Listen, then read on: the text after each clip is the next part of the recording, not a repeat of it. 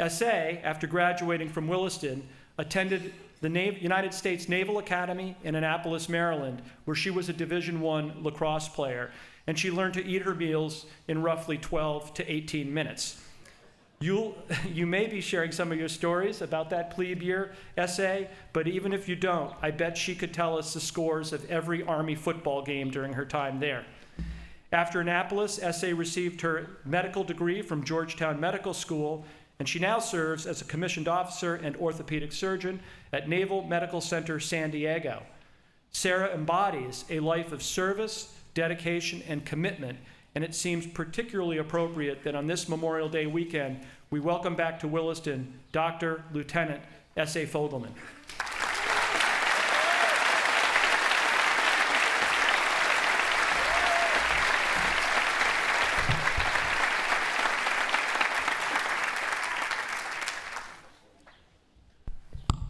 I probably shouldn't have touched that. Good morning, class of 2023.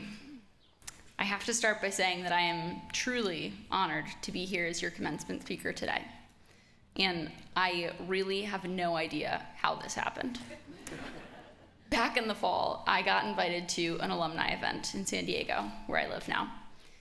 And up until this point, I had not really been very involved as a Williston alumna.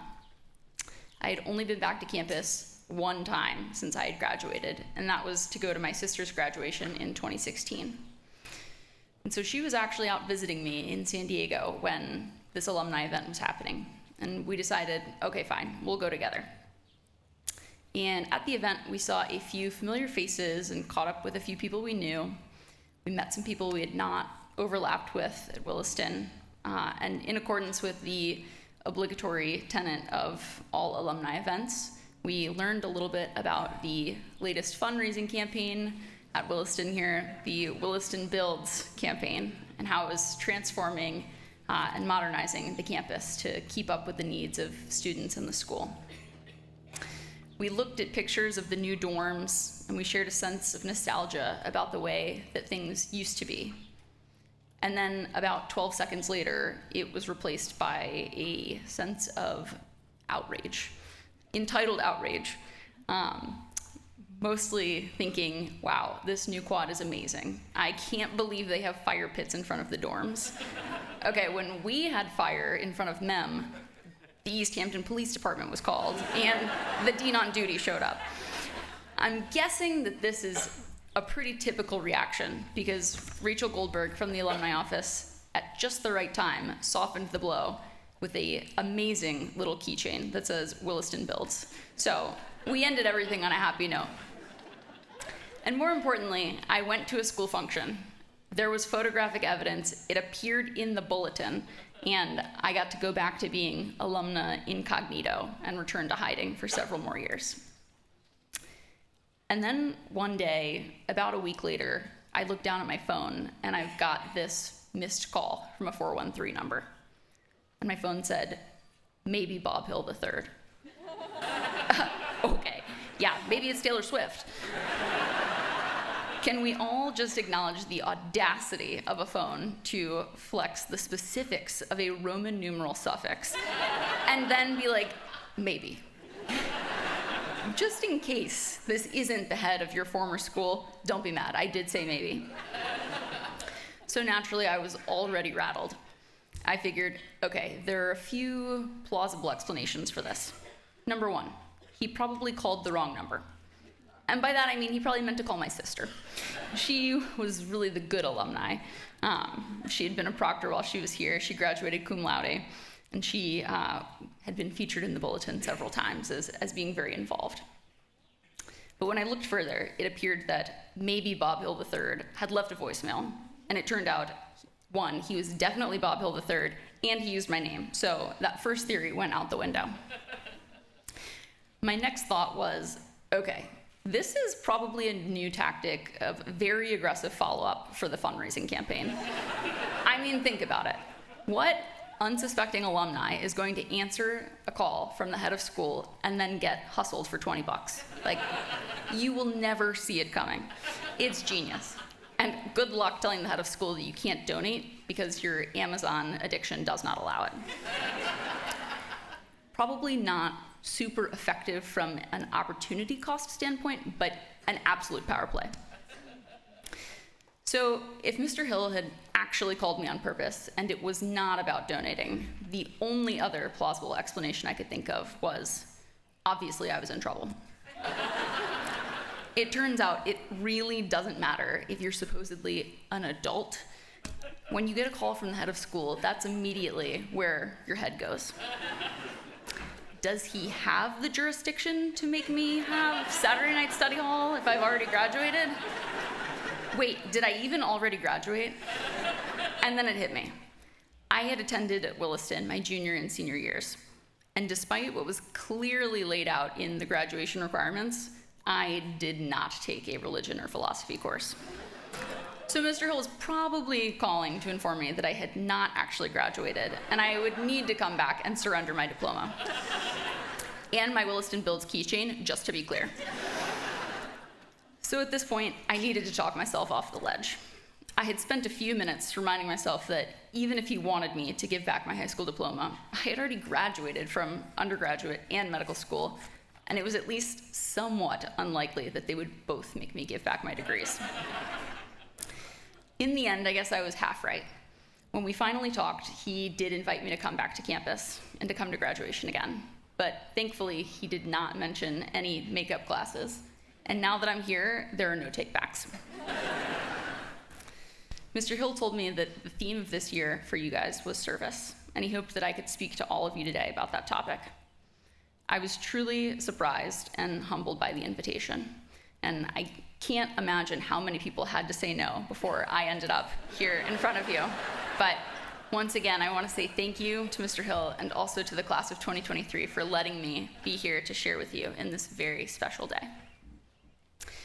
In keeping with some of the reflections from your class officers at Baccalaureate last night, I just wanted to say thank you to some of the people that are up here on the stage and the faculty next to us that helped guide and shape me in my development. Miss B and Miss McDowell were my dorm parents when I was here in Krusty Mem. Mr. Gunn, I don't know if I see him, but he really taught me to be a critical thinker. Jen Fulcher made me an All-American lacrosse player, and Miss Talbot helped me build up to doing my first pull-up. Also, Mr. Whipple taught me calculus, which was very useful. Finally, I want to take a moment to share my gratitude for Mr. and Mrs. McCullough. While most of you know them as teacher and coach and proprietor of literally everything that the light touches around here, I knew them very differently because they were the parents of one of my best friends while I was at Williston. They were my home away from home. They were unfailingly kind and loving and supportive, and I will always see them as family. The students, parents, and faculty that have had the chance to know the McCulloughs know throughout the years that they are exactly the kind of family that is essential to making Williston the incredible community that it is today. I'm thrilled for them as they get ready to embark on their next adventure, but they will certainly be missed around here. Thank you.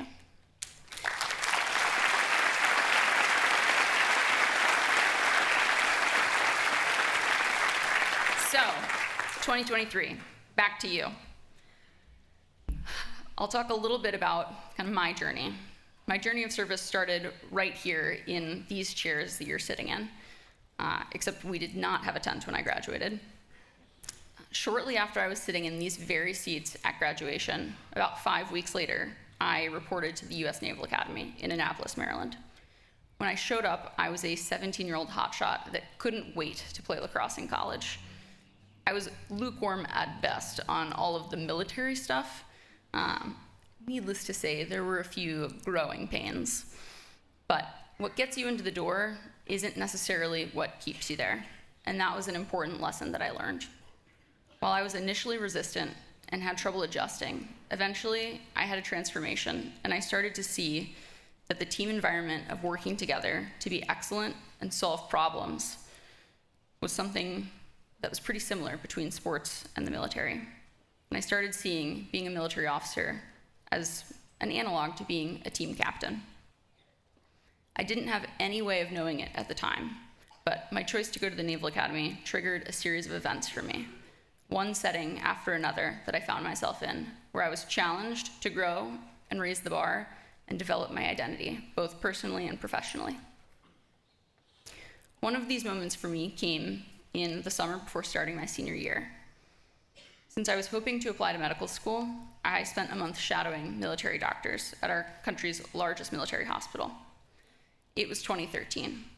There was still active conflict in the Middle East, and when service members got wounded, they would get medevaced, first to Germany and then to the United States.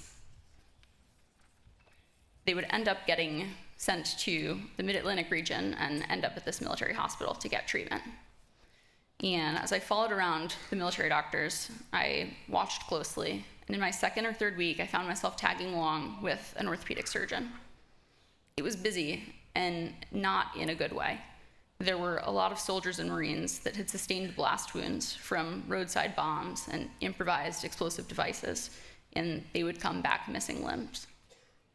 Most of them would have to go to the operating room on a near daily basis to get their wounds washed out and keep infection at bay while they started to heal. I got to be there and got to be a part of it. It was striking. There were 18 and 19-year-olds, the same age as many of you, who were double and triple amputees. And every day, we would take them back to the operating room and tend to the mess that was left behind from their injuries. Surgery was not glamorous like it was on TV. It was not Grey's Anatomy. It wasn't fun, it wasn't novel or exciting, but it was just what needed to be done to take care of these kids who had almost died serving their country. That's when I had a moment of clarity. When your vision finds your purpose, you start to feel things align in a way that just makes sense. And I thought to myself, I think this is where I'm supposed to be. When your why focuses on serving and helping others, and you truly believe in it, it serves as a guiding light that can't be extinguished by circumstance, obstacles, or adversity. You are much more likely to make it through tough times when you feel like others need you and they're relying on you. Flash forward. I was lucky enough to be one of the 10 people in my graduating class to go to medical school. I started my first year with my eyes wide open, full of excitement and hope. They say that medical school is like drinking from a fire hose, and it was worse than that. By the end of my first year, my eyes were wide open from lack of sleep and anxiety and the fear of failure. The pressure to succeed and do well would literally keep me up at night. As it turns out, you learn in medical school that learning is really just a process of priming your brain to see the same material multiple times and then letting the memories consolidate. And that memory consolidation happens when you sleep. So if you don't sleep, you don't learn. The more that I worried, the more that I studied, and the less that I slept, and the less that I retained, and the more frantic I was about studying. It was a bad cycle. This caught up to me at the end of the year, and I did exactly what I had been trying to desperately avoid. I failed. And failing in medical school is no joke. It's high stakes. I had to repeat my entire first year. Not a class, not a semester, literally the entire year. It was my first real experience with failure at 22 years old. It felt catastrophic and unsurvivable because I saw myself as a high achiever and someone who's scrappy enough to make success in tough scenarios. Failure felt like a complete betrayal of my identity. I tell you this story to talk about identity and resilience. I wish someone had sat me down a long time ago before ever reaching that point and said, you don't have to be perfect. You don't have to win all the time. You don't need to be successful at everything that you try. You're a person, not a trophy case of accolades. You're worthwhile because you are smart and caring and funny, and you love dogs, and that's enough. Challenge yourself to cultivate a sense of identity based on your values, your passions, and talents, rather than your job title, your achievements, relationship status, or your winning record. You will go through periods in your life where external circumstances outside of your control will change. And in those moments of challenge, you want to ask yourself, how will I rise to this occasion? Rather than, who am I?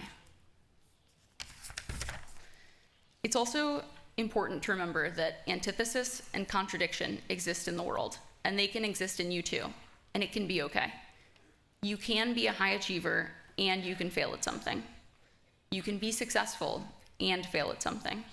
It's okay for both to be true at the same time, and you don't have to call into question your entire identity at the first time of struggle. My story doesn't end where I left it. As I faced the challenge of repeating the hardest academic year of my life, I continued to grapple with the question of my identity on a daily basis. And eventually I decided that I was going to cultivate an identity as someone who can do unthinkable challenges back to back. So as I went back and repeated my first year of medical school, I also decided to train to run a 50-mile race, mostly because I lack creativity. And that was kind of the only literal application I could find. The act of training week after week helped remind me that resilience is not a one-time thing. It's not where you fall and pick yourself up and dust yourself off and then everything is okay. It's a process. It involves making the choice to show up and do the hard work day after day, not just once after a setback. In April of that year, my first year of medical school, I completed my running ultramarathon, and a month later, I completed my academic ultramarathon. And in the process, I learned a lot about resilience and a lot about myself. Resilience isn't pretty. Failure and struggle are an absolute prerequisite to resilience. You don't become resilient by working hard and being successful on the first go-around. You aren't resilient for overcoming that B+. That's what my 12th grade self needed to know. This is a sword that can only be forged in the dumpster fire of failure. There's a really strange paradox today about grit and resilience. They've become these hot buzzwords, these qualities that we want all of our students and young folks to have. Colleges and employers want students and workers who are resilient. But we also live in a society where failure and redirection aren't celebrated or discussed openly. In fact, the world as we see it through the lens of the media is curated to appear just so, and it's basically stripped clean of any sign of struggle. Even as we say that we value resilience, struggle and failure still aren't shown as part of the conscious narrative because it's cringy and uncomfortable to watch. This makes it really isolating and confusing when it happens, and it keeps people from owning their stories and turning failure into triumph. I hope that me talking about it today gives you the courage to talk about it when it happens to you. It's vulnerable and uncomfortable to talk about, but when you do, you make it okay for others to go through hard times and fail and be okay. So today, while we are here celebrating this very collective success publicly, I want to take pause and be deliberate in saying this. At some point in the future, you will fail. You might not know how to handle it. Maybe there will be big consequences. It might feel like your world is crumbling, and it will be okay. And just a word of advice, the sooner the better. The longer you wait, the harder it gets. So start early. We are lucky because we're not done growing when we graduate high school. Some of your most formative years are still ahead of you. You're about to embark on journeys that change you in ways that you never even thought possible. But remember, your growth will be directly proportional to the stimulus. That is to say, the most potential for growth lies outside your comfort zone. You're going to develop strengths and talents you didn't even know exist within you. Hobbies you've never heard of. Characteristics that you've never put much thought into. Habits that are just an idea right now. When you do this, be open to failure and look hard for the lessons that it's trying to teach you. Be intentional about cultivating your identity and your resilience. Be brave in picking a path that won't be easy, but will bring you opportunities for growth. And above all else, learn to embrace the growing pains. Thank you.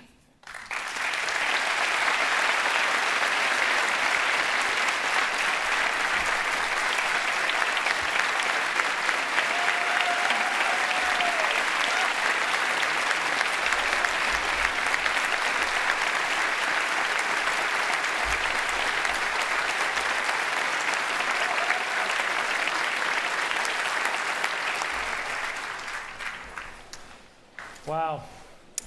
Thanks, SA. If you give me $20 to the annual fund, I'll take care of that religion credit.